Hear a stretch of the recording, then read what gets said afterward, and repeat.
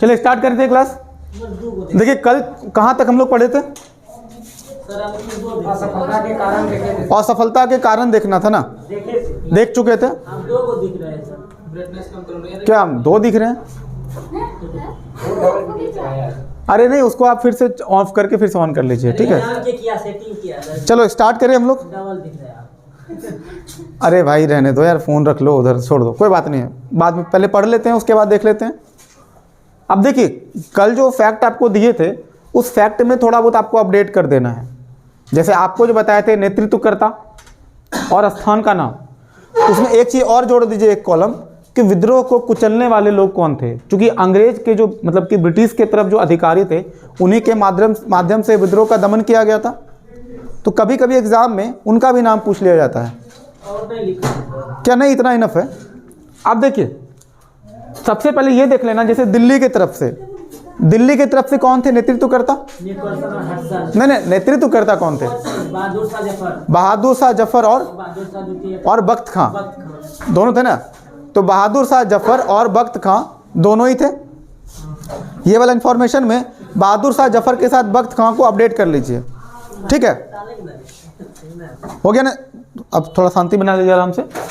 तो दिल्ली में देखिए, दिल्ली के तरफ से जो मतलब दिल्ली में जो दंगे को जो दमन किया गया था, अंग्रेज की तरफ से जो अधिकारी आए थे उनका नाम क्या है? निकोलसन और हडसन, दो अधिकारी आए थे।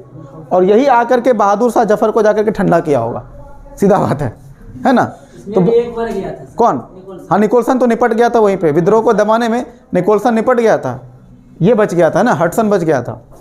वो तो होगा ही, विद्रोह दबाने आएगा तो सन्नी देओल तो है नहीं कि जो है सबको निपटा देगा, अकेले बच जाएगा। तो एक तो इनका चैप्टर जो है, किसका चैप्टर क्लोज हुआ था? निकोलसन, हडसन बच गया था। दूसरा देखिए, लखनऊ के तरफ से जो कौन थे? लखनऊ की तरफ से कौन कौन थे? बेगम हजरत महल के साथ साथ एक विरजिस कादिर, इनको भी आप अपडेट कर लीजिए।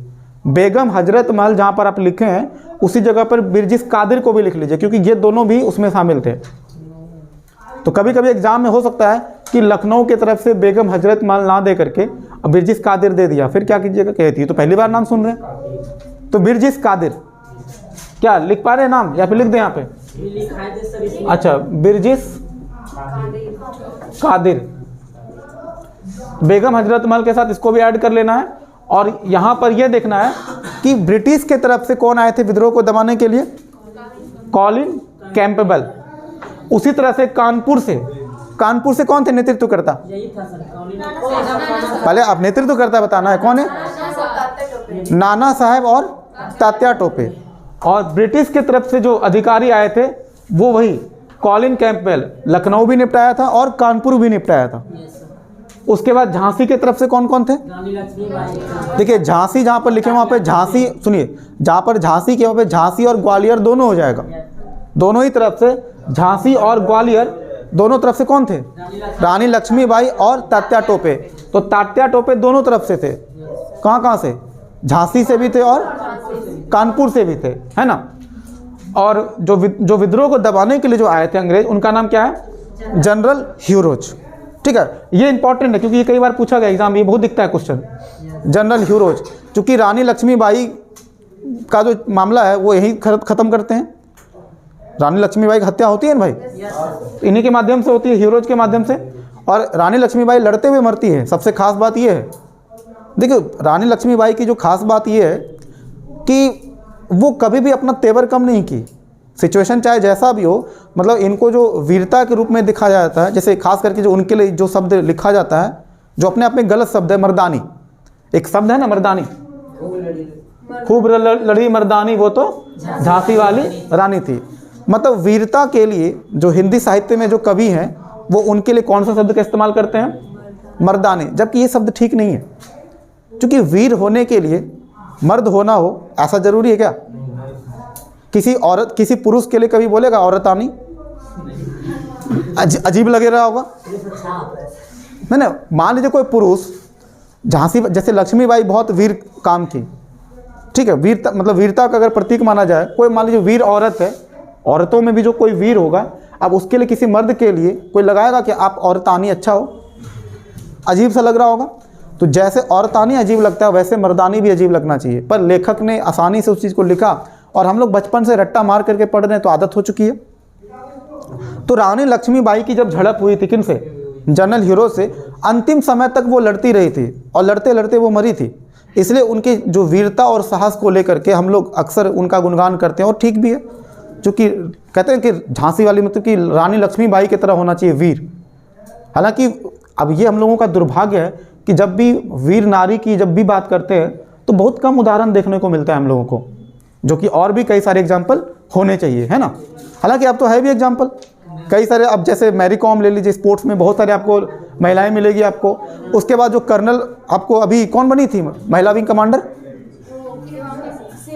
शिवांगी सिंह थी ना, भावना कंठ, शिवांगी सिंह, ये सब भी क्या है, ये भी तो वीरता का ही प्रतीक माना जाएगा ना। अब जैसे सावित्रीबाई फुले की जो हम बार बार बात करते हैं, ये भी अपने आप में बहुत वीर थी, लेकिन लोग उनके बारे में चर्चाएं कम करती हैं। अच्छा, फूलन देवी, हाँ फूलन देवी को अभी आप कह सकते हैं, हालांकि उनका तरीका अलग था, लेकिन वो जिस कंडीशन में जी रही थी उनको मतलब कि कोई भी रहता उनके जगह पर वही करता। फूलन देवी के साथ तो बहुत अत्याचार हुआ था। बिहार का जो मामला, बिहार कहाँ पर है, मध्य प्रदेश का जो एरिया है ना, क्या बोल रहे हैं, तो वहाँ पे जो मतलब कि जो क्या नाम था इनका, फूलन देवी के साथ भी बहुत अत्याचार हुआ था। उन्होंने भी बहुत ज़्यादा डिस्टॉर्शन को झेला था, शोषण को झेला था। और लास्ट में क्या हुआ, जब उनका तेवर थोड़ा गर्म हुआ उसके बाद सबसे बारी बारी करके हिसाब लगा दी वो फूलन देवी। तो वीर माना जाएगा, क्यों नहीं माना जाएगा उनको वीर, हालांकि उनका तरीका थोड़ा अलग था।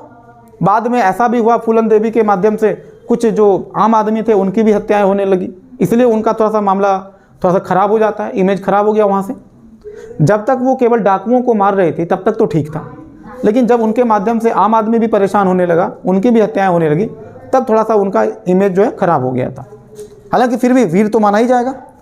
ठीक है, तो जनरल हीरोज जगदीशपुर से जो आप लिखे थे उसमें लिखे थे, मतलब जगदीशपुर जो आरा का क्षेत्र है वहाँ पर कुंवर सिंह तो लिखे ही थे, साथ में अपडेट कर लीजिए अमर सिंह भी, तो दोनों का नाम ध्यान रखना है, कुंवर सिंह और अमर सिंह। और वहाँ पर जो विद्रोह को कुचलने के लिए जो अंग्रेज के जो अधिकारी गए थे उनका नाम क्या है, major William Taylor, major William Taylor. ठीक है, उसके बाद फैजाबाद से कौन गए थे विद्रोह को दबाने के लिए, उनका नाम है जनरल रेनॉल्ड। तो वहाँ पर अपडेट कर लेना है जनरल रेनॉल्ड। देखिए जिसको जगह नहीं मिल रहा होगा वो अलग से लिख लेगा, अब बाद में आप अरेंज कर लीजिएगा एक साथ बॉक्स बनाकर। ठीक है, उसके बाद इलाहाबाद में जो विद्रोह हुआ था वहाँ, अच्छा तो ये तो पूछना भूल ही गई, फैजाबाद में कौन थे, महमूदुल्लाह खान थे, है ना, अहमदुल्ला थे, है ना। तो उनको जो निपटाएगा कौन, जनरल रेनॉल्ड। इलाहाबाद से कौन थे, लियाकत अली खान, है ना। तो वहाँ पर जो मामला जाएगा दबाने के लिए वो कौन है, कर्नल नील। और बरेली के कौन जाएगा, खान बहादुर खान थे। और वहाँ पर विंसेंट आए, ये वाला कल नहीं बताया था, है ना, इसको अपडेट कर लेना है। तो इसको एक बार देख लेना है, उसके बाद जब ऑप्शन आएगा आराम से आप छांट लीजिएगा।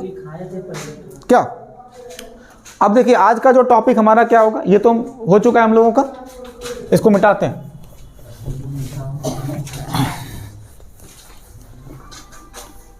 चलिए अब आज का जो टॉपिक है हमारा, तो तात्कालिक कारण पढ़ चुके थे ना, प्रसार भी पढ़ चुके थे, नेतृत्वकर्ता भी पढ़ चुके थे और सफलता के कारण भी पढ़ चुके थे।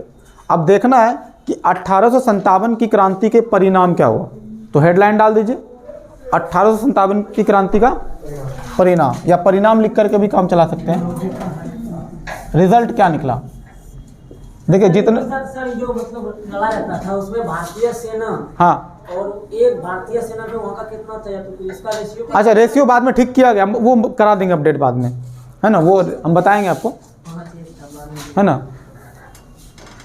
सर इसका वो नहीं दिए सर, कैसे देखिए इस 1857 की क्रांति को कोई बोला कि इसको पूर्ण होगा इसके बाद है मूल्यांकन होगा। आप एकदम निश्चिंत रहिए, हम सारा चीज़ कराएंगे एक करके। हाँ, फैक्ट वाला जो मामला कहीं कहीं पे छूट जाए उसको आप बोल दीजिएगा, हम अपडेट कर देंगे। ठीक है, अब देखिए पढ़ना इसका परिणाम क्या हुआ। हम लोगों ने क्रांति देखा कि अलग अलग जगहों से कई सारे लोग आए क्रांति करने के लिए, मतलब विद्रोह करने के लिए। तो ये क्रांति तो बाद में पता चलेगा ना, दिमाग में पहले क्रांति तो चल नहीं रहा था, पहले ये था कि हमको बगावत करना है, विद्रोह, वो बगावत ही था। अपने अपने क्षेत्र से सभी लोग बगावत ही कर रहे थे अंग्रेजों के खिलाफ। हालांकि वहाँ पर सभी लोगों का अपना आर्थिक हित छिपा हुआ था, ये बात तो सभी लोग मानते हैं। तो कहता 1857 की क्रांति के पश्चात जो है कंपनी का सबसे पहले शासन खत्म हुआ, ये बात तो सबको पता है। क्राउन को दे परिणाम अगर देखा जाए तो सबसे पहले क्या हुआ, कंपनी का शासन खत्म हो गया, कंपनी का जो शासन था ताज को दिया। वो क्या हुआ, यानी ईस्ट इंडिया कंपनी का जो शासन का दौर जो चल रहा था उसको हमेशा के लिए खत्म कर दिया जाएगा। क्योंकि जो ब्रिटिश में जो वहाँ पर जो अधिकारी लोग बैठे हुए थे, जो सांसद थे, ब्रिटिश सांसद में, पार्लियामेंट में इस बात का बहुत चर्चा हुआ था वहाँ पे कि आखिर आपसे इतना बड़ा चूक कैसे हुआ। भारत में उस समय किसका टाइम चल रहा था, ईस्ट इंडिया कंपनी ही शासन कर रही थी। और ईस्ट इंडिया कंपनी को उस समय गवर्न कौन कर रहा था, कंट्रोल कौन कर रहा था, board of control. Lord Canning कर रहा था। पहले समझिए ध्यान से, ईस्ट इंडिया कंपनी में कैनिंग था इसके साथ। अभी पहले पढ़ लीजिए आराम से ना, इन्फॉर्मेशन बाद में ऐड करना है। तो बोर्ड ऑफ कंट्रोल जो था, मेरी बात को समझिएगा, ईस्ट इंडिया कंपनी में जो भी अधिकारी आएंगे या जो भी यहाँ पर गवर्नर जनरल बनाया जाएगा वो किसके माध्यम से चुना जाएगा, बोर्ड ऑफ कंट्रोल के माध्यम। और इस बोर्ड ऑफ कंट्रोल में किसके आदमी लोग बैठे होते थे, ब्रिटेन के आदमी। ब्रिटिश संसद के ही लोग होते थे। ब्रिटिश संसद के ही मेंबर को बोर्ड ऑफ कंट्रोल में बनाया जाता था। बोर्ड ऑफ कंट्रोल क्या होता है, कुछ लोगों का समूह, और वो समूह ये तय करता था कि भारत में जो ईस्ट इंडिया कंपनी की तरफ से कौन आएगा लीड करने के लिए, यहाँ पर वायसराय कौन बनेगा, गवर्नर कौन बनेगा, इसको कौन तय करता है, बोर्ड ऑफ कंट्रोल। और बोर्ड ऑफ कंट्रोल में मेंबर कौन सा है, ब्रिटिश सांसद का। और यही लोग मिल करके तय करेगा कि यहाँ पर गवर्नर जनरल कौन बनेगा या फिर कंपनी में अधिकारी किसको नियुक्त किया जाएगा। यहाँ तक मामला समझ में आया। तो जैसे 57 की क्रांति हुआ तो ब्रिटिश संसद में इस बात की चर्चा हुआ खूब सारा कि आखिर इतना बड़ा आपसे चूक कैसे हो गया। इतना बड़ा विद्रोह होने का मतलब है ब्रिटिश का भी तो अच्छा खासा नुकसान हुआ था। कई जगह पर चीज़ें जलाई गई थी, ट्रेन की पटरी तक, हालांकि थोड़ा बहुत ट्रेन का पटरी उखाड़ने का तो मामला नहीं आएगा क्योंकि उस समय ज़्यादा रेलवे का विस्तार नहीं हुआ था, लेकिन जगह जगह कई सारे थाने भी फूका गया था, पुलिस थाने को, चौकी वगैरह जला दिया गया था, इसको पुलिस चौकी बोलते हैं। तो ब्रिटिश की सांसद ने यह तय किया कि अब ईस्ट इंडिया कंपनी के माध्यम से जो शासन चल रहा है उस शासन को क्या करना है, हमेशा के लिए खत्म कर दो। यानी कि बोर्ड ऑफ कंट्रोल को क्या बोल रहा है, अब हमेशा के लिए बोर्ड ऑफ कंट्रोल को खत्म कर देना है। और बोर्ड ऑफ कंट्रोल के जगह पर कौन आएगा, भारत सचिव। भारत सचिव का पद होगा, भारत सचिव का पद का सृजन हुआ, एक पोस्ट बना दिया। अब ये जो भारत सचिव होगा ये कौन होता था, ये ब्रिटिश संसद का मंत्री ही होता था। 15-20 हाँ, लगभग 15 लोग इसमें होते थे भारत सचिव के मामले में। और ये जो 15 लोग जो होते थे, मजे की बात समझिएगा, क्या इसमें कोई भी भारतीय होगा, नहीं, सारे ब्रिटिश होते थे। बाद में ये हुआ कि यही भारत सचिव फैसला करने लगा कि भारत में वायसराय कौन बनकर आएगा, मतलब ईस्ट इंडिया कंपनी को खत्म कर दिया जाएगा। एक बात आप समझ पा रहे हैं कि पहले भी भारत पर शासन कौन कर रहा था, ब्रिटिश संसद का मतलब है कि ब्रिटिश सरकार। बस ये हो रहा था कि उस समय ब्रिटिश संसद बोर्ड ऑफ कंट्रोल के माध्यम से कंपनी का शासन चल रहा था, यानी कि जिसको कि आप ईस्ट इंडिया, यानी कि पहले ईस्ट इंडिया कंपनी के माध्यम से शासन चल रहा था। अब शासन कैसे होगा, बोर्ड ऑफ कंट्रोल को खत्म कर करके भारत सचिव का पद बनाया गया। और यही भारत सचिव का जो पद है, ये जो भारत सचिव, ये वायसराय को चुनेगा। वायसराय, यहाँ पर मंत्री कौन बनेगा, मतलब कि भारत के मामले में देख रेख कौन करेगा, बोर्ड ऑफ कंट्रोल के जगह पे भारत सचिव। यही 15 लोग मिलकर के तय करेंगे कि भारत में शासन को कैसे चलाया जाए। उसके बाद देखिएगा रेलवे का विस्तार और तेजी से बढ़ेगा। 1858 के बाद रेलवे का विस्तार क्या होगा, काफ़ी तेजी से बढ़ा ना, बहुत तेजी से बढ़ा था रेलवे का विस्तार। तो ये सारा पैसा, आपको याद है रेलवे का जब टॉपिक पढ़ाए थे, ये सारा पैसा कहाँ से लेकर आया था, भारत के भी लोगों से लिया था और ब्रिटेन के लोगों से भी लिया था, जिसमें यह गारंटी दिया गया था कि चिंता ना करो, लाभ जो भी होगा, लाभ हो या हानि, इससे कोई मतलब नहीं है, पर आपको हम 18% लगभग था ना, 18% तो डच दिया था। अच्छा डच दिया था, नहीं 8% था। कितना परसेंट प्रॉफिट की बात था, हाँ 5%, हाँ 5% लाभांश की गारंटी दी गई थी, दिया गया था ना। जब भारत में रेलवे का विस्तार हो रहा था तो रेल का पटरी बिछाने में जो खर्चा आ रहा था तो कर्जा पे लिया था, वो कर्जा कौन दिया था, ब्रिटेन के जो उद्योगपति थे वो दिया था। अच्छा, उद्योगपति से पैसा लेकर के आया और बोला कि अभी रेलवे बिछाने दो, जो भी मुनाफा आएगा, आए ना आए, 5% आपको लाभांश की हम गारंटी देते हैं सालाना। सोचिए, सालाना 5% के हिसाब से इसको दे रहा है, तो इसका घाटा किसको झेलना पड़ा? वो 5% जो एक्स्ट्रा पैसा जा रहा था, वो पैसा कौन दे रहा था? हम लोग दे रहे थे ना। जब रेलवे का विकास हो रहा था तो भू राजस्व की जो दर थी वो बढ़ा दिया गया, टैक्स का रेट क्या कर दिया गया? बढ़ा दिया। तो किसानों का जो शोषण पहले हो रहा था, अब शोषण क्या होगा? और ज़्यादा बढ़ेगा। हस्तशिल्प उद्योगों का पतन और ज़्यादा तेजी से होगा। समझ रहे ना? तो ये नुकसान हुआ था। अब देखिए, यही जो बात कह रहे, कंपनी का शासन खत्म हो गया, तो अब यहाँ पर क्या आ जाएगा? बोर्ड ऑफ कंट्रोल की जगह पर कौन आ जाएगा? भारत सचिव। अब इसी बात को पहले हम लिख लेते हैं, ठीक है। और अच्छा, एक चीज़ और इसमें ऐड कर लीजिएगा, ठीक है। उसके साथ भारत में पिट्स इंडिया एक्ट जो चल रहा था, याद है आपको? Pitt's India act 1784। Pitt's India act कब आया था? आपको याद है? इसी पिट्स इंडिया एक्ट के तहत भारत में द्वैध शासन स्थापित किया गया था। कौन किए थे? द्वैध शासन के जनक कौन थे? हाँ, क्या? Warren Hasting? हाँ, क्लाइव के। लेकिन दोबारा फिर से समाप्त करने के बाद फिर दोबारा जब ये मतलब क्लाइव के माध्यम से लाया गया, वारेन हेस्टिंग क्या किए थे? उसको समाप्त कर दिए थे।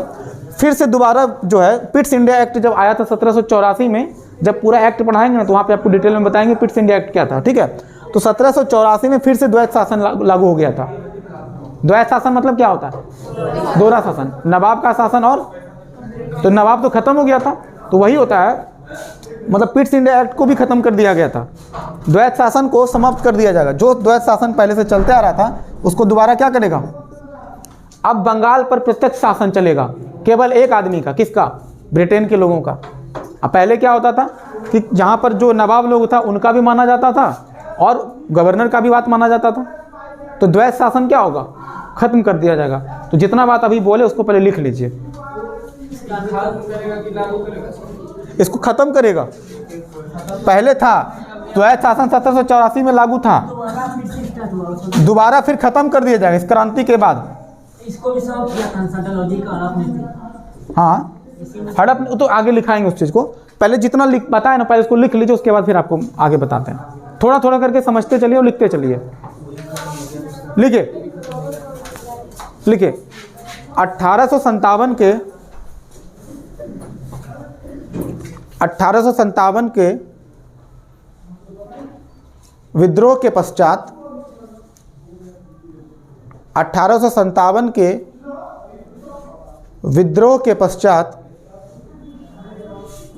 विद्रोह के पश्चात भारत में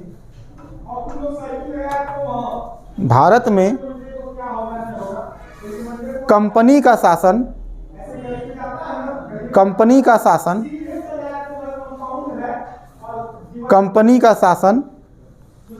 समाप्त कर दिया गया।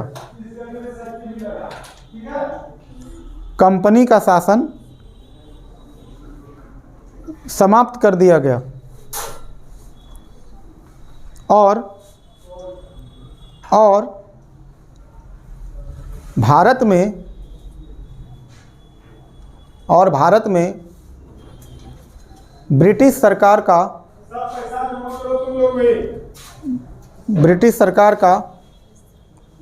प्रत्यक्ष शासन शुरू हुआ। ब्रिटिश सरकार का प्रत्यक्ष शासन शुरू हुआ। मतलब ईस्ट इंडिया कंपनी को हटा करके अब सरकार कह रही है, ब्रिटिश सरकार के हम डायरेक्ट शासन करेंगे, अब किसी मीडिएटर का जरूरत नहीं है। ठीक है, पूर्ण विराम लिखिए। प्रत्यक्ष शासन शुरू हुआ, पूर्ण विराम। पैराग्राफ चेंज कर लीजिए। हाँ, लंदन स्थित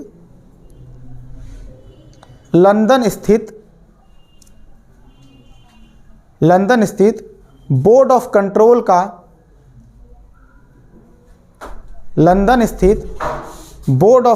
का अंत कर दिया गया।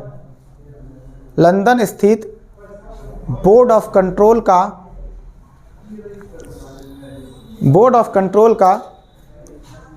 अंत कर दिया गया।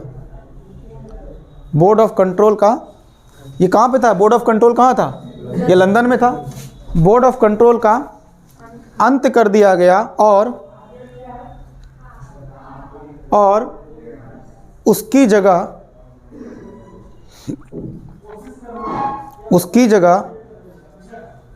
भारत सचिव एवं उसकी परिषद का गठन किया गया। भारत सचिव एवं उसकी परिषद का गठन किया गया। तो देखिए, ये भारत सचिव जो था, इस भारत सचिव के साथ क्या था? परिषद भी था। अब कुल मिला के टोटल कितने लोग थे? 15 सदस्य था, है ना। इसी के साथ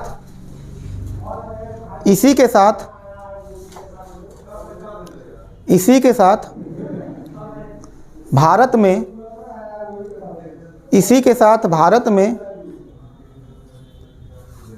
पिट्स इंडिया एक्ट लिखा है ना, पिट्स इंडिया एक्ट से चली आ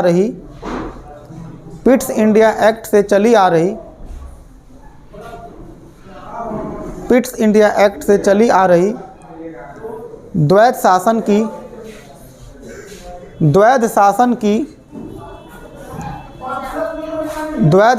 की समाप्ति हुई।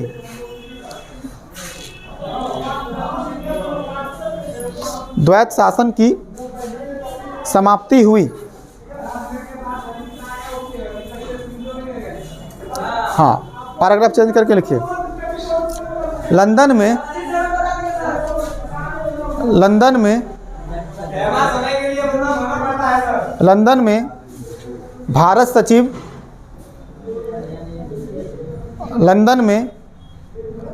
भारत सचिव और उसकी 15 सदस्यीय परिषद का गठन किया गया। लंदन में भारत सचिव और उसकी 15 सदस्यीय परिषद का गठन किया गया। यह भारत सचिव ब्रिटिश सरकार का मंत्री होता था। हाँ, गठन किया गया। यह भारत सचिव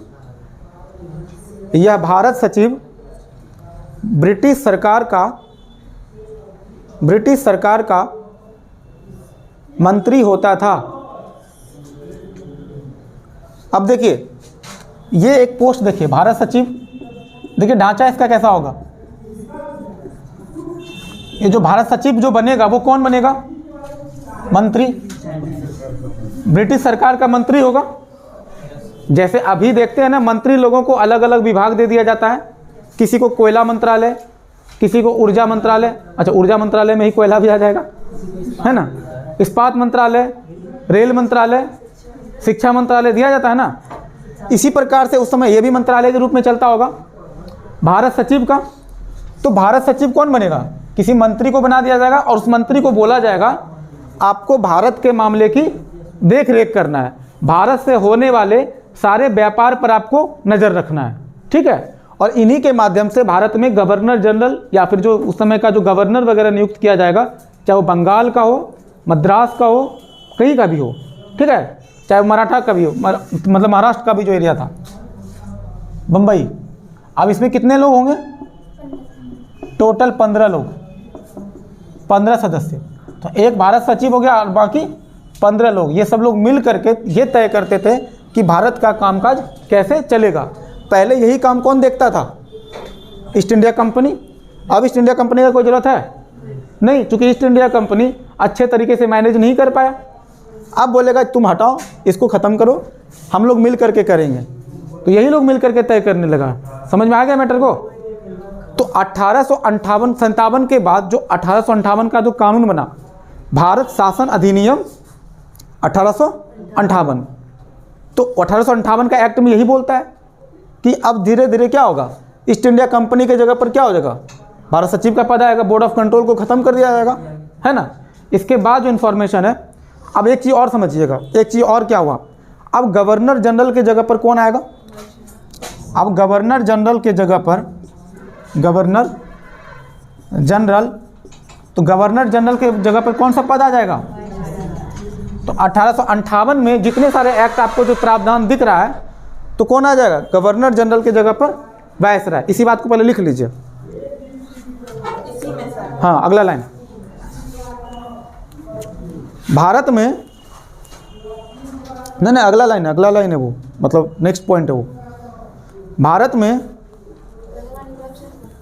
पैराग्राफ चेंज कर लीजिए, कोई दिक्कत नहीं। भारत में अब गवर्नर जनरल की जगह, भारत में अब गवर्नर जनरल की जगह, गवर्नर जनरल की जगह सरकार का सीधा प्रतिनिधि, सरकार का सीधा प्रतिनिधि, सरकार का सीधा प्रतिनिधि वायसराय कहा गया, सरकार का सीधा प्रतिनिधि वायसराय कहा गया, सरकार का सीधा प्रतिनिधि वायसराय कहा गया। अब देखिए इसके बाद एक चीज़ और क्या बोला, देखिए ब्रिटिश का ना हृदय परिवर्तन हो रहा है अभी क्रांति के बाद। एक चीज़ आप गौर करते हैं, घर में जब कोई बच्चा, जब कोई ज़बरदस्त बदमाशी कर कर आया हो, कहीं पे बाहर में दंगे फसाद कर कर आया हो, या घर में ही विद्रोह कर दे, उसके बाद पेरेंट्स भी थोड़ा डरे रहते हैं उस बच्चे से कि अगर कुछ करेंगे तो फिर पता नहीं अब आगे चल के क्या करेगा, है ना। इसलिए अब हम लोगों के उस समय पेरेंट्स कौन थे, माई बाप तो अंग्रेजी था ना हम लोगों का, तो वही जो फैसला लेते थे वही हम लोगों को मानना पड़ता था। तो जो हमारे माई बाप थे वो देख चुके थे कि बच्चा विद्रोही हो चुका है, तो थोड़ा सा दिलेर बनना पड़ेगा। अब देखिए वो क्या बोलते हैं, हृदय परिवर्तन वाली बात जरा सा देखिएगा। वो कहते हैं, ब्रिटिश सरकार अब घोषणा करते हैं कि ब्रिटिश ताज अपने प्रदेशों का और विस्तार नहीं करेगा। मतलब अब ब्रिटिश जो है, जो साम्राज्यवादी विस्तार की जो बात है, साम्राज्यवादी यानी जिसको कि ब्रिटिश ताज बोलते हैं, ब्रिटिश ताज, भाषा ये है, ब्रिटिश ताज का विस्तार अब क्या होगा, मतलब विलय और विस्तार की नीति को क्या कर दिया, त्याग दिया। तो डलहौजी तो चल ही रहा था, मतलब डलहौजी के माध्यम से तो हड़प नीति चल ही रहा था, खत्म कहाँ किया था, हाँ उसी चीज़ को खत्म कर दिया गया ना। लॉर्ड कैनिंग का टाइम जब आया था तो लॉर्ड कैनिंग क्या थे, भारत के सबसे पहला वायसराय थे, करेक्ट है ना भाई इन्फॉर्मेशन। सबसे अंतिम जो है गवर्नर जनरल कौन बने थे, डलहौजी, डलहौजी था, कैनिंग था, ठीक है। हाँ एक पेन दे दीजिए, तो लीजिए सर, ठीक है। तो लॉर्ड डलहौजी जो हड़प नीति जो अपनाए रहे थे, उस नीति को क्या किया, बोला कि अब किसी को नहीं हड़पना है। अरे भाई हड़पोगे कैसे जब सारा जगह तुम ऑलरेडी पहले कैप्चर कर ही लिए हो, कुछ बचा था क्या, बचा कुचा था अवध, लास्ट में अवध को भी कैप्चर कर लिया था कुशासन के आरोप में। कुशासन मतलब वहाँ पर शासन सही तरीके से नहीं चला। तो देखो ब्रिटिश कह रहे हैं कि अब हम विलय विस्तार की नीति खत्म करते हैं, अब किसी को हड़पेंगे नहीं, किसी राजा को हम परेशान नहीं करेंगे। ऐसा करने के पीछे मकसद पता क्या था, वो चाहते थे ये जो राजा हैं, जो अपने अपने क्षेत्र के राजा थे, वो हमारा सपोर्ट करें। नहीं समझे, ये राजा जो थे अलग अलग क्षेत्र के अपने अपने राजा तो अभी भी थे, समझ रहे बात को। ये राजा तरंग धैर्य का काम करते थे। अब फिजिक्स वाला तरंग धैर्य नहीं, तरंग रोधक समझ लीजिए, ठीक है। अब बात समझना ये है कि ये तरंग रोधक का काम कैसे करेंगे, मतलब कि आम जनता के द्वारा जो भी विद्रोह करेगा, समझिएगा, अगर राजा को बहला फुसला कर अगर आप रखोगे, ब्रिटिश का काम क्या था, जो छोटे छोटे जितने भी राजा थे सबको बहला फुसला के रखना, ताकि ये राजा आम जनता को भड़काने में मदद ना करे। क्योंकि पहले भी जो नेतृत्वकर्ता जो थे वो कौन थे, अपने अपने क्षेत्र के सम्राट ही तो थे वो, नेतृत्व करता कौन थे? अपने अपने क्षेत्र के सम्राट थे। अगर आप सम्राट को बोलोगे कि चिंता ना करो, तुम अपना शासन चलाओ, अपना क्षेत्र पर तुम्हारा पूरा अधिकार होगा, हम कभी भी तुम पर किसी भी प्रकार की कार्रवाई अब नहीं करने वाले, हम प्रॉमिस करते, गॉड प्रॉमिस। हालांकि इन लोगों को भरोसा नहीं हुआ, लेकिन तब भी ये प्रॉमिस करवा दिया था। समझ रहे हैं ना? तो राजा को बोला कि चिंता ना करो, अब हम साम्राज्यवादी विस्तार को खत्म करते हैं, तुम अपने क्षेत्र पर मजे से शासन करो, कोई दिक्कत नहीं होगा। तो अब अच्छा एक चीज बताइए, जब राजा को ही शांत कर देगा तो अब विद्रोह होगा, तो जनता के द्वारा जो भी विरोध होगा वो कौन झेलेगा? राजा खुद ही शांत कर देगा। अब जनता अगर दोबारा सोचेगा भी कि हम अंग्रेजों के खिलाफ फिर से हम इसी तरह से गुटबंदी होकर के विद्रोह करेंगे, अब करेगा नहीं, क्योंकि राजा को बहलाया फुसलाया गया है। राजा को बोल दिया गया कि अब आप निश्चिंत होकर के शासन करो, हम किसी भी प्रकार की कार्रवाई अब नहीं करेंगे। तो ये बात तो टेंशन फ्री हो गए।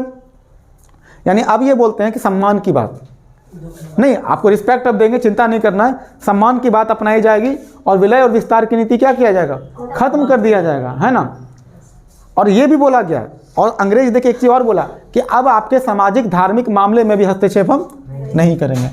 तो सामाजिक धार्मिक मामले में हस्तक्षेप नहीं करेंगे। बोला अब आपका धर्म से संबंधित, आपके समाज से संबंधित किसी भी प्रकार का कानून हम नहीं बनाएंगे। आप देख लीजिए ना, काफी दिन तक कोई एक्ट बनेगा नहीं बनेगा। और जो साथ ही साथ और क्या बोला, मतलब इसी चीज को हम क्या बोलते हैं? अहस्तक्षेप की नीति। क्या बोलते हैं इसको? अहस्तक्षेप की नीति। हस्तक्षेप की, देखिए इस क्रांति का परिणाम ये हुआ कि अंग्रेजों को ये सब चीज अपनाना पड़ा, क्योंकि उनको गहरा धक्का लगा था कि अगर दोबारा से फिर तुम कड़ाई किए तो इस बार तुम्हारा बोरिया बिस्तर समेट देगा ये लोग। समझ रहे बात को? क्योंकि गंभीर चुनौती मिला था, इससे पहले ऐसा चुनौती कभी मिला ही नहीं था। हम लोग वैसे देखेंगे कई प्रकार के जनजाति विद्रोह वगैरह हुआ था, लेकिन ये विद्रोह 1857 की क्रांति के जैसा खतरनाक नहीं था। हालांकि वो भी अब जैसे भील विद्रोह था, पावना विद्रोह था, वो सब पढ़ेंगे हम लोग आगे चल करके। वो अपने क्षेत्र से संबंधित था, अपने एरिया से संबंधित था, लेकिन ये 57 की क्रांति उन सारे विद्रोहों की तुलना में काफ़ी बड़ा था। इससे पहले इतना गंभीर चुनौती अंग्रेजों को कभी मिला ही नहीं था, इसलिए अंग्रेज का दिमाग अब ठनक चुका था। तो अंग्रेज ये बोलेगा हस्तक्षेप की नीति, मतलब अब आपके मामले में हम किसी भी प्रकार का हस्तक्षेप नहीं करेंगे, आप जैसे जीना जियो भाई, हमको कोई टेंशन नहीं। फालतू में तुम लोगों के मामले में हम कुछ करते हैं और ऊपर से तुम लोग दंगा कर देते हो मेरे मामले में। तो हस्तक्षेप की नीति, जैसे जीना है जियो। जैसे माँ बाप बोलते हैं ना, जब बच्चा नालायक हो जाता है तो बच्चा माँ बाप क्या बोलते हैं? भाई अपना देख लो, जैसे जीना जी लो। पर ये बात हम लोगों पे लागू नहीं होता। हम लोगों ने तो लायक वाला काम किया था। अंग्रेजों को जो चुनौती मिला वो तो बिल्कुल ठीक मिला था, लेकिन उनके नज़र में हम लोग क्या थे? नालायक थे, क्योंकि शांति से चल नहीं रहे थे। बात समझ में आ रहा? अंग्रेजों के नज़र में जो हम लोग कर रहे थे वो उनके नज़र में गलत काम था, लेकिन हम लोगों के नज़र के लिए अपने नज़रिए से देखते तो वो बहुत सही काम था। तो 57 की क्रांति के बाद वो कहते हैं हस्तक्षेप की नीति, कोई टेंशन नहीं, जैसे जीना जियो, मरना है मरो, जो करना है करो, हमको कोई मतलब नहीं है। राजा को भी बहला फुसला दिया था कि चिंता ना करो, तुम पर हम आपके लिए हम सम्मान की नीति अपनाएंगे, सम्मान देंगे आपको खूब सारा। हाँ, रिस्पेक्ट मिलेगा, चिंता ना करो, क्योंकि रिस्पेक्ट देना मेरी मजबूरी है। देखिए रिस्पेक्ट देना तो अंग्रेजों के लिए मजबूरी था, अगर इसको सम्मान देगा नहीं, ये जनता के विद्रोह को कंट्रोल करेगा, यही जनता के विद्रोह को क्या करेगा? अवरोध करेगा, रोकेगा। तो ये तरंग रोधक का काम करेगा ना ये। अच्छा, इसके बाद और एक चीज क्या किया गया? क्या चीज? यानी अच्छा एक चीज और कह सकते हैं ना, हस्तक्षेप की नीति को एक चीज और कह सकते हैं ना, कि सुधारों के प्रति इनका जो दृष्टिकोण अब जो हो गया, जो समाजवादी सुधार जो चला था, तो सुधारों के प्रति इनका दृष्टिकोण अब क्या हो गया? सुधारों के प्रति इनका जो दृष्टिकोण हो गया वो हो गया निष्क्रिय। निष्क्रिय मतलब क्या होता है? खत्म। अब निष्क्रिय दृष्टिकोण, अब कोई मतलब नहीं, जैसे जीना है जियो भाई, हम कोई सुधार नहीं करें, कोई कानून नहीं लाएंगे। अच्छा एक चीज और क्या किए, अब ये अपना सेना जो संख्या था, जो भारत और जो अंग्रेजों के बीच का जो सेना का जो संख्या था, उसको थोड़ा संतुलित करने का प्रयास करेंगे। देखिए कहते हैं भारतीय सैनिकों की संख्या को यूरोपीय सैनिकों से संतुलित करने का प्रयास किया। इसी क्रम में यूरोपीय सैनिकों की संख्या में अब ये क्या करेगा? अब बात को समझिए, यूरोपीय सैनिकों की संख्या को क्या करेगा? कम करेगा कि ज़्यादा करेगा? ज़्यादा करेगा ना, क्योंकि अब इनको गंभीर चुनौती मिला है। तो जितना सारा बात बताए उसको छापिए। सारा बात समझ में आया? ये छूट गया? बोलिए, समझ में आया था? आराम आराम से लिखिए, सब समझ में आ जाएगा। लिखने वक्त भी तो दिमाग काम करता है ना। इसी में लिखा है। अगला पॉइंट लिखिए, अगला पॉइंट लिखिए। क्या हो गया? चलिए, ब्रिटिश सरकार ने, अगला पॉइंट इसी में चलेगा। अगला पॉइंट, ब्रिटिश सरकार ने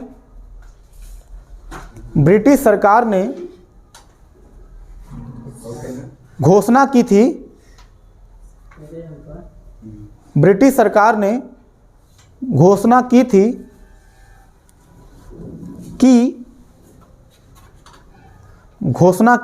कि ब्रिटिश ताज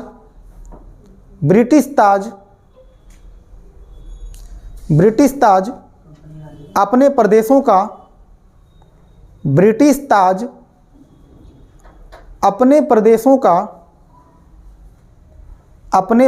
का और विस्तार नहीं करेगा। ब्रिटिश ताज अपने प्रदेशों का, मतलब सीधी सी बात ये कहना चाह रहा है कि जो ब्रिटिश साम्राज्य है अब वो विलय और विस्तार की नीति त्याग देगा। विस्तार, हाँ, अपने प्रदेशों का और विस्तार नहीं करेगा। हाँ, और विस्तार मतलब और ज़्यादा विस्तार नहीं करेगा, और विस्तार नहीं करेगा। और ये जो राजा थे वो कौन थे? यही तो नहीं, देसी शासक थे ये ना। ये कौन थे? देसी शासक था। और विस्तार नहीं करेगा।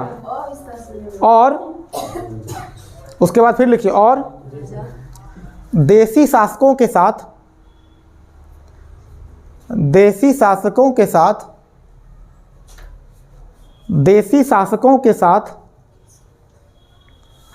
सम्मान की नीति, देसी शासकों के साथ सम्मान की नीति अपनाई जाएगी। देसी शासकों के साथ सम्मान की नीति अपनाई जाएगी। अर्थात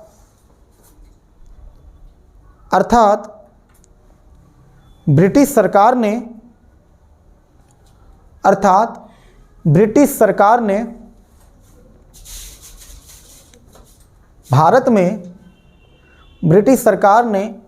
भारत में विलय और विस्तार की नीति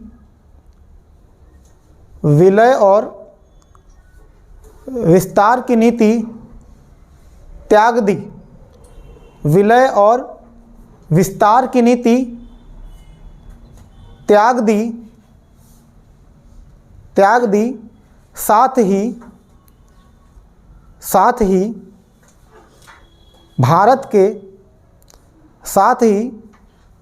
के सामाजिक धार्मिक मामले में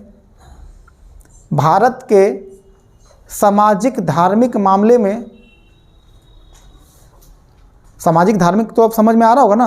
अब तो ये वर्ड अनजाना सा नहीं लगता होगा, पुराना हो गया पढ़ते पढ़ते। सामाजिक धार्मिक मामले में हस्तक्षेप की नीति पर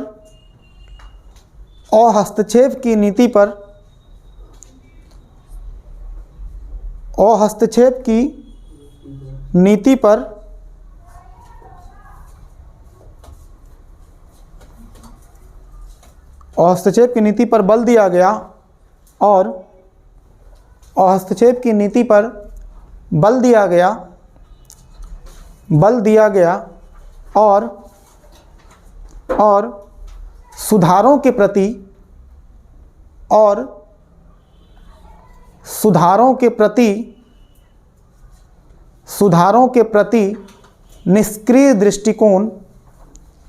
सुधारों के प्रति निष्क्रिय दृष्टिकोण अपनाया गया। सुधारों के प्रति निष्क्रिय दृष्टिकोण अपनाया गया। अगला पैराग्राफ लिखिए, अंतिम पैराग्राफ। भारतीय सैनिकों की संख्या को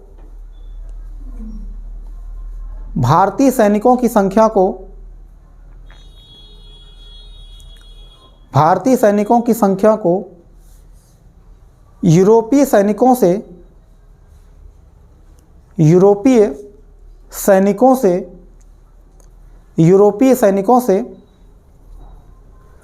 संतुलित करने का प्रयास किया गया।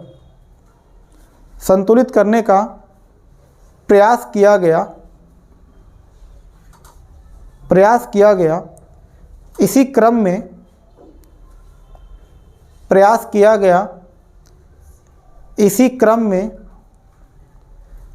यूरोपीय सैनिकों की संख्या में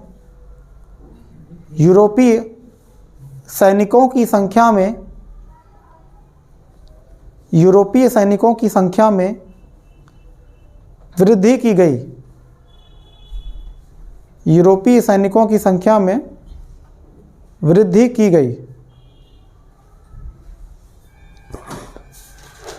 अब ये वाला हो गया हमारा। अब जो अंतिम जो हम लोगों का अभी जो पढ़ेंगे, अंतिम क्या मतलब इसके बाद भी है वैसे पॉइंट, परिणाम का जरा मूल्यांकन करें कि परिणाम तो ऐसा रहा, लेकिन फाइनली हम लोग को ये देखना है ये परिणाम कैसा रहा। कभी कभी देखिए रिजल्ट कुछ भी आए, रिजल्ट का मूल्यांकन होना जरूरी है कि रिजल्ट किसके फेवर में रहा। क्या वाकई में जो इतना सारा परिवर्तन देख रहे थे, जो ईस्ट इंडिया कंपनी के जगह पर अब भारत सचिव का शासन होगा, तो क्या ये सच में बहुत बड़ा परिवर्तन था? क्या नहीं था परिवर्तन?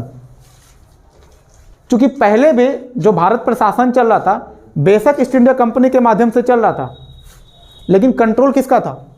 सरकार का ही था, ब्रिटिश सरकार का ही। और अभी भी जो भारत सचिव के माध्यम से जो चलेगा उस पर भी कंट्रोल किसका है? तो कान ऐसे पकड़ो चाहे घुमा के पकड़ो, बात तो एक ही है ना। अब इसी सब चीज में पढ़ना है। तो परिणाम का मूल्यांकन हेडिंग डालिए, परिणाम का मूल्यांकन क्या रहा रिजल्ट। देखिए 1858 से पूर्व की अगर हम बात करें, 1858 से पूर्व और बाद क्या फर्क दिखता है आपको? 1858 का जब ये एक्ट नहीं आया था उससे पहले किसका शासन चलता था? ब्रिटिश कंपनी का शासन चलता था, यानी उससे पहले कंपनी का शासन चलता था और बाद में जो शासन है वो किसका चलने लगा? ब्रिटिश सरकार का, ब्रिटिश सरकार का शासन। पहले जो कंपनी का शासन जो चलता था वो किसके माध्यम से चलता था? बोर्ड ऑफ कंट्रोल के माध्यम से। अब किसके माध्यम से चलेगा? भारत सचिव और उसकी परिषद। कितने लोग थे इसमें? और जो भारत सचिव था वो कौन था? ब्रिटिश मंत्री था। क्या ये वाला आपको लिखना है बोर्ड, मतलब ऐसे समझाने के लिए नहीं दे रहे हैं, फ्लो चार्ट थोड़ा सा बना लीजिए इसको कि 1858 से पूर्व ये हुआ था और बाद में परिणाम नहीं, हाँ मूल्यांकन भी है, परिणाम का मूल्यांकन ही बता रहे हैं। अब फिर आपको लिखा भी देंगे यही बात को, इसी बात को आपको हम लिखवा भी देंगे, ठीक है। लेकिन इस तरह से फ्लो चार्ट लिखिएगा ना तो आपको समझने में ज़्यादा आसान होगा। बात समझ में आ रहा है ना, समझने में ईजी लगेगा। अच्छा, बोर्ड ऑफ कंट्रोल का जो अध्यक्ष होता था, अध्यक्ष होगा ना इसमें भी, बोर्ड ऑफ कंट्रोल का अध्यक्ष भी था। अब वो कौन था? ब्रिटिश सरकार का मंत्री। ये भी जो अध्यक्ष था वो कौन था? मंत्री। और जो अभी जो भारत सचिव और उसका जो परिषद बना उसमें भी कौन है? ब्रिटिश मंत्री। कोई अंतर है? सिर्फ ढांचा का फर्क है, बाकी सब काम एक ही हो रहा है। समझ रहे हैं? किताब पुराना कबर नया, इसी को सबसे जीता जागता एग्जाम्पल बोलते हैं। आप अपनी भाषा में भी लिख सकते हैं कि भारत शासन अधिनियम जो 1858 आया, दरअसल वो क्या था? किताब पुराना कबर नया। एग्जाम्पल के रूप में समझा दीजिए इसको। कबर नया आया सिर्फ कि अब ये कंपनी का शासन के जगह पर अब भारत सचिव आएगा, नया कबर आ गया। लिख लिया आप लोग?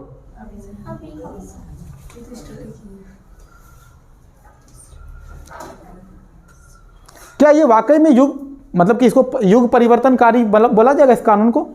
नहीं, कोई परिवर्तनकारी युग नहीं बोला जाएगा, क्योंकि पहले भी कंपनी का शासन चला, मतलब कि ब्रिटिश के माध्यम से ही शासन चल रहा था। और अभी भी शासन किसके माध्यम से चल रहा है? इसी के माध्यम से शासन चल रहा है। तो इसी बात को थोड़ा सा जो है इसको लिखना है। क्या क्या इसको लिखवाएंगे भाई? पहले ये तो छोटा, अभी लिखना, अभी पूरा 1 पेज लिखना होगा आपको। इसको भाषा में देना है। परिणाम का जो मूल्यांकन है, मेंस में क्वेश्चन दे देगा तो क्या यही लिख के आ जाइएगा? भाषा में देना पड़ेगा ना। तो लिखिए, क्या हुआ, नहीं लिख पाए अब तक क्या? लिखिए, 1857 के विद्रोह के पश्चात, देखिए भाषा ऐसे लिखना आपको, 1857 के विद्रोह के पश्चात। अब ऑनलाइन जो आदमी देख रहा होगा अभी वीडियो में, अब वो सोच रहा होगा आराम से वीडियो ऐसे आराम से बैठ करके देख रहे हैं, ऐसे थोड़ी होगा। कॉपी कलम उनको भी इस्तेमाल करना पड़ेगा, जो सोचेंगे सिर्फ चला करके और रजाई के अंदर आराम से घुस करके ऐसे देख रहे हैं, नहीं चलेगा काम।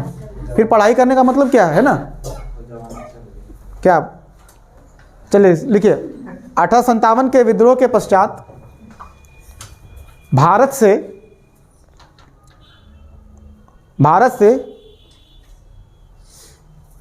कंपनी शासन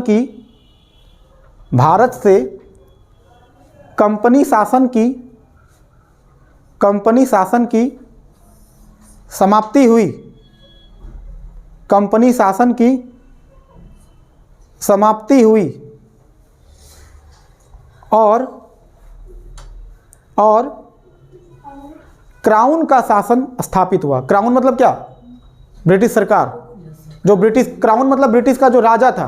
देखिए ब्रिटेन में आज भी जो क्राउन क्या होता है? क्राउन एक पद होता है। क्राउन मतलब समझते हैं क्या होता है? वो जो सर पे जो ऐसे करके रखा जाता है, जो मुखौटा, जो ताज, हाँ ताज इसका सही हिंदी है ना। हिंदी में ताज बोलते हैं, इंग्लिश में क्या बोलते हैं? क्राउन। ये क्राउन कौन पहनेगा? राजा। तो ब्रिटेन, देखिए बात को समझिए, आज भी ब्रिटेन में अगर देखा जाए लीगल रूप से तो आज भी क्राउन का ही राज चल रहा है। वहाँ अभी भी राजा का पद होता है कि नहीं? लेकिन वो नाम मात्र का है। संवैधानिक राजतंत्र, समझते हैं ना ये भाषा? आज भी ब्रिटेन में किस प्रकार का चल रहा है सिस्टम? संवैधानिक राजतंत्र। संविधान है लेकिन अभी भी राजतंत्र वहाँ पर मौजूद है। हाँ, रिटन कॉन्स्टिट्यूशन तो नहीं है। तो क्राउन मतलब क्या? जो राजा था, अभी भी जो सरकार था वहाँ पे वो राजा के अंदर ही आता है ना।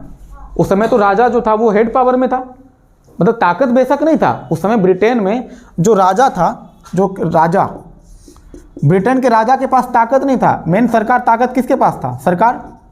तो सरकार जो भी आदेश मानेगी, मतलब जो डॉक्यूमेंट बनाएगी, वो डॉक्यूमेंट किसके नाम से होगा? साइन कौन करेगा? वही राजा करते थे। लेकिन सरकार कौन चलाती थी? ब्रिटेन का जो वहाँ पर जो सांसद के जो मंत्री होते थे उनके माध्यम से चलता था। समझ में आ रहा है ना? तो क्राउन का शासन, तो लिखिए, क्या लिखे? हाँ, क्राउन का शासन। क्राउन का शासन मतलब ब्रिटिश का ही शासन स्थापित हो रहा है ना। शासन स्थापित हुआ, लिख लिए। तो क्राउन के शासन में क्या लिखे थे? क्राउन का शासन स्थापित हुआ, हो गया। इसी संदर्भ में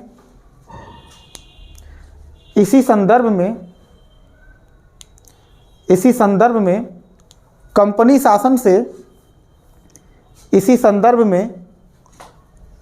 शासन से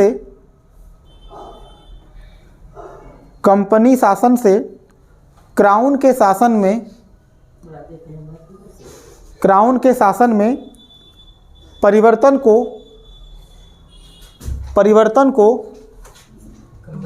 कंपनी शासन से क्राउन के शासन में के परिवर्तन में क्राउन के शासन में परिवर्तन को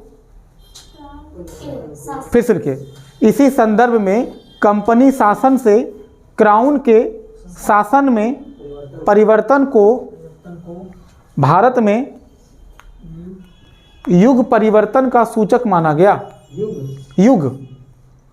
युग परिवर्तन का सूचक माना गया। तो देखिए पहले किसका शासन चला था? कंपनी का शासन। अब किसका चलेगा? ब्रिटिश सरकार कह लीजिए या फिर किसका, क्या लीजिए, क्राउन का शासन। भारत में युग परिवर्तन का सूचक माना गया।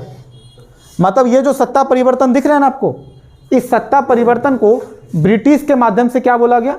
ये बहुत बड़ा युग परिवर्तन है। मतलब ऐसा परिवर्तन आज तक कभी हुआ ही नहीं था। वाकई में देखा जाए तो नाम का तो है ही परिवर्तन, कि पहले ईस्ट इंडिया कंपनी के माध्यम से चल रहा था और अभी किसके माध्यम से चलेगा? ब्रिटिश सरकार के माध्यम से चलेगा। उसके आगे लिखिए पैराग्राफ चेंज करके, वस्तुतः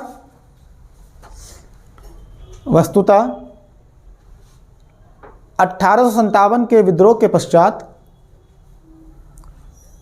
1857 के विद्रोह के पश्चात कंपनी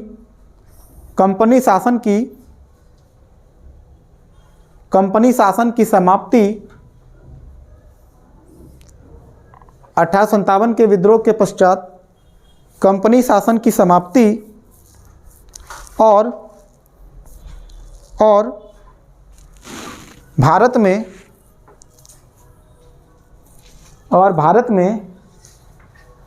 ब्रिटिश सरकार का प्रत्यक्ष शासन स्थापित होना, ब्रिटिश सरकार का प्रत्यक्ष शासन स्थापित होना, प्रत्यक्ष शासन का स्थापित होना ब्रिटिश सरकार के लिए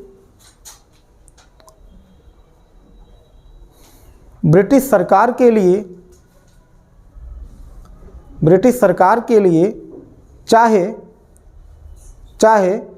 युग परिवर्तनकारी रहा हो, ब्रिटिश सरकार के लिए चाहे युग परिवर्तनकारी रहा हो,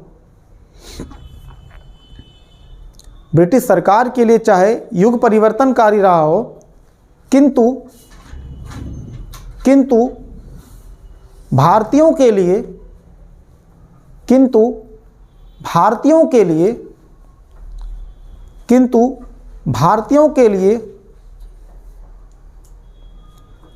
के लिए कोई अनुकूल परिवर्तन नहीं हुआ। भारतीयों के लिए कोई अनुकूल परिवर्तन नहीं हुआ। भारतीयों के लिए कोई अनुकूल परिवर्तन नहीं हुआ, बल्कि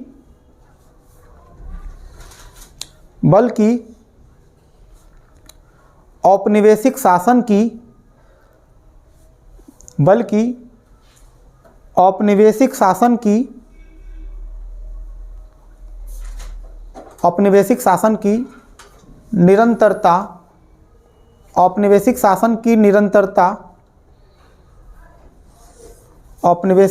की निरंतरता बनी ही रही।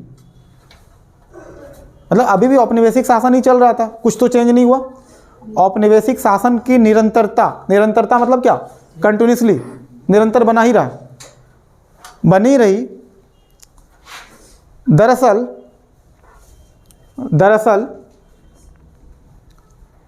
पहले भी बोर्ड ऑफ कंट्रोल के माध्यम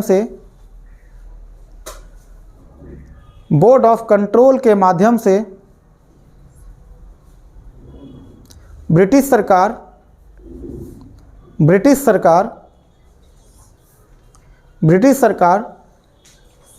कंपनी शासन पर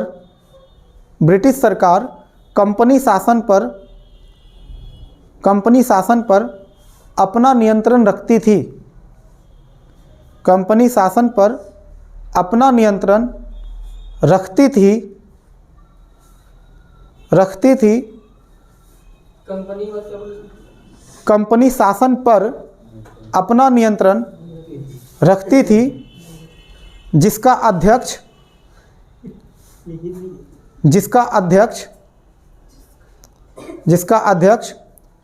ब्रिटिश सरकार का मंत्री था। जिसका अध्यक्ष ब्रिटिश सरकार का मंत्री था। और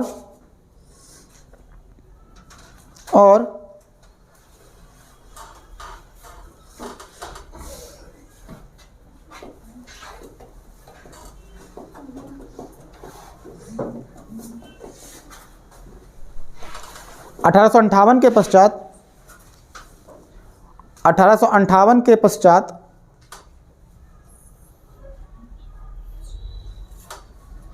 जिस कंपनी शासन की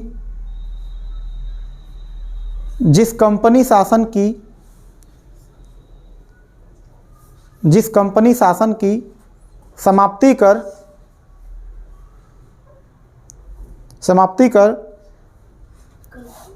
कंपनी शासन की समाप्ति कर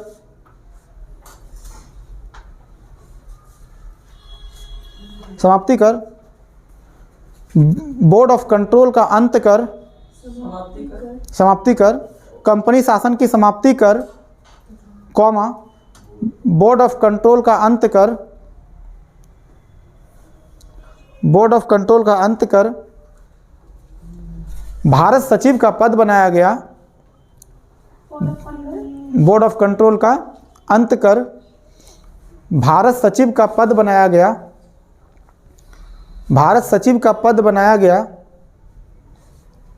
वह भी ब्रिटिश सरकार का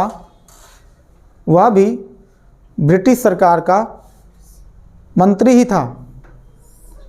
वह भी ब्रिटिश सरकार का मंत्री ही था। इस तरह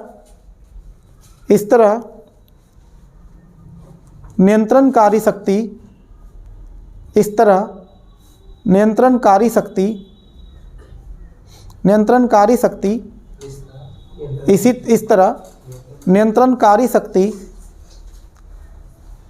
पहले की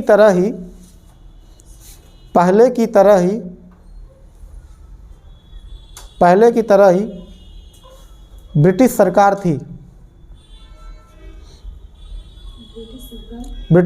थी। हाँ, आप पैराग्राफ चेंज कर लीजिए। सर कैसे वर्ड लिखिए, इतना ही नहीं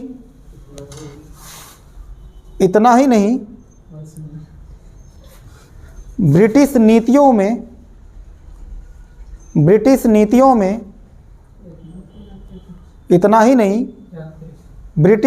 में जो परिवर्तन आया,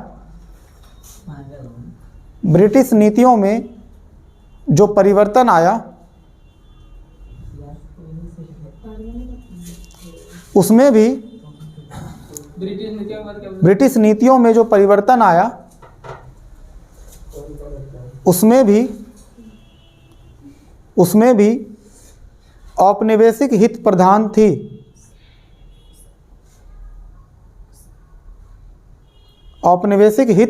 थी। मतलब जो भी नीति अपना रहा है वहाँ भी क्या है, गुलामी की मानसिकता तो अभी भी चल रहा है, अभी भी गुलाम बनाए रखना है उसको।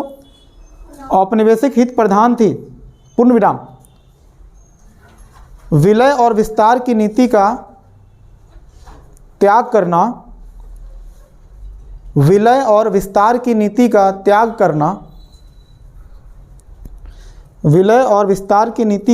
करना, देखिए मूल्यांकन पढ़ रहे हैं तो क्वेश्चन का आंसर आपको यहाँ से देना होगा, है ना। ये कोर एरिया है बिल्कुल मेंस का। हाँ, विलय और विस्तार की नीति का त्याग करना और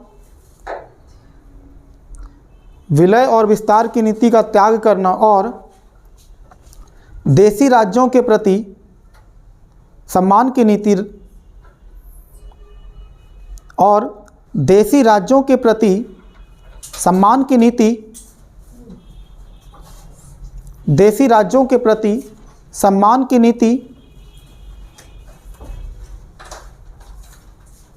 सम्मान की नीति इसलिए अपनाई गई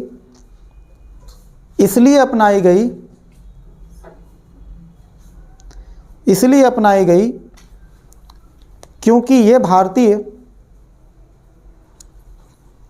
भारतीय शासक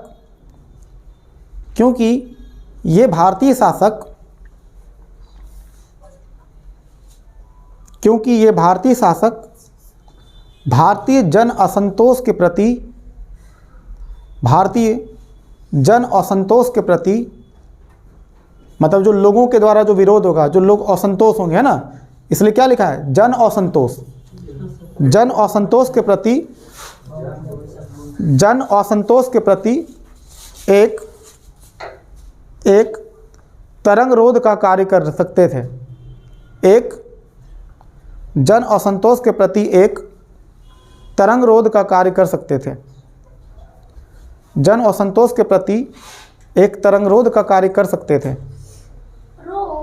तरंग रोध, तरंग रोध, रोध कह रहे हैं, तरंग रोध।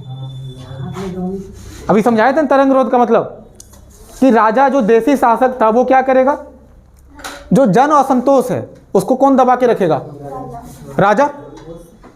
देखिए मैटर समझिए, जन असंतोष को कौन दबाएगा, राजा, क्योंकि राजा को बोल दिया अब आपको चिंता नहीं करना है, आपके लिए सम्मान की बात हम सोच रखे हैं, आपको किसी प्रकार का डिस्ट्रैक्शन नहीं करेंगे। अब पैराग्राफ चेंज कीजिए। हाँ अब लास्ट पैराग्राफ है। भारतीयों के लिए, अब ये आंसर लिखा रहे हैं, हाँ ये सच में आंसर ही है किसी क्वेश्चन का। भारतीयों के लिए, सच में भारतीयों के लिए, भारतीयों के लिए यह परिवर्तन, भारतीयों के लिए यह परिवर्तन, भारतीयों के लिए यह परिवर्तन इस दृष्टिकोण से, भारतीयों के लिए यह परिवर्तन इस दृष्टिकोण से व्यापक रहा, इस दृष्टिकोण से, छूटा तो नहीं किसी का? आप लिख नहीं पा रहे हैं क्या? लिख रहे हैं ना? अच्छा आप नीचे रख के लिख रहे हैं, ओह अच्छा ठीक है, ठीक है। इस दृष्टिकोण से व्यापक रहा कि, देखिए सबसे बड़ा पता है फायदा क्या हुआ इस आंदोलन का, सबसे बड़ा फायदा हुआ कि अब मुगल सत्ता हमेशा के लिए क्या हो जाएगा, खत्म। तो राजतंत्र का हमेशा के लिए समाप्ति, ये बहुत बड़ा बेनिफिट मिला हम लोगों को। वरना ये मुगल जो है वो छोड़ने की जिद में नहीं थे, बूढ़े हो गए थे बहादुर शाह जफर, लेकिन तब भी गद्दी छोड़ने के लालच में नहीं थे। तो देखिए लिखिए, भारतीयों के लिए यह परिवर्तन इस दृष्टिकोण से व्यापक रहा कि भारत से सदैव के लिए, भारत से सदैव के लिए, सदैव के लिए मुगल सत्ता का अंत हो गया, मुगल सत्ता का, मुगल सत्ता का अंत हो गया, अर्थात अर्थात राजतंत्रात्मक व्यवस्था का अंत हुआ, अर्थात राजतंत्रात्मक व्यवस्था का, राजतंत्रात्मक व्यवस्था का, राजतंत्रात्मक व्यवस्था का अंत हुआ। पूर्ण विराम। इस विद्रोह का, इस विद्रोह का राजतंत्रात्मक व्यवस्था का अंत हुआ, पूर्ण विराम। इस विद्रोह का, इस विद्रोह का सकारात्मक पहलू यह था कि, सकारात्मक पहलू यह था कि इस विद्रोह से हम लोगों को भी तो फायदा हुआ। सबसे बड़ा बात है कि हम लोगों के अंदर कॉन्फिडेंट आया है ना, आत्मविश्वास जगा कि अंग्रेजों के खिलाफ अगर बगावत करेंगे तो वो हम लोगों के घुटने टेकने के लिए मजबूर हो सकता है। तो संघर्ष की भावना जो हमारे अंदर थी वो क्या हो गई, मजबूत हुई, आत्मविश्वास आया, है ना। चलिए लिखिए, हाँ इस विद्रोह का सकारात्मक पहलू यह था कि, हाँ सकारात्मक पहलू यह था कि भारतीय जनता के अंदर, भारतीय जनता के अंदर, भारतीय जनता के अंदर आत्मविश्वास एवं, भारतीय जनता के अंदर आत्मविश्वास एवं, आत्मविश्वास एवं संघर्ष की भावना, आत्मविश्वास एवं संघर्ष की भावना मजबूत हुई, मजबूत हुई, मजबूत हुई और इसने, इसने भारतीयों को, इसने भारतीयों को एकजुट करने में, इसने भारतीयों को एकजुट करने में, एकजुट करने में प्रेरक की भूमिका निभाई, मतलब प्रेरणा मिला एक तरह से, है ना, प्रेरक की भूमिका। हाँ, ये आज का हम लोग का टॉपिक खत्म हो गया। कल जो हम लोग पढ़ना है, अब वही सारी बातें होगा। कुछ लोग कहेंगे ये सैनिक विद्रोह था, कुछ लोग कहेंगे प्रथम स्वतंत्रता संग्राम था, इस पर बात करेंगे, है ना। तो कल का जो टॉपिक होगा वो होगा 1857 की क्रांति का स्वरूप कैसा था, ठीक है। हाँ, तो रुकिए एक सेकंड, ऑफ कर लीजिए, पहले उसका बताते हैं कल का क्या प्लान होगा।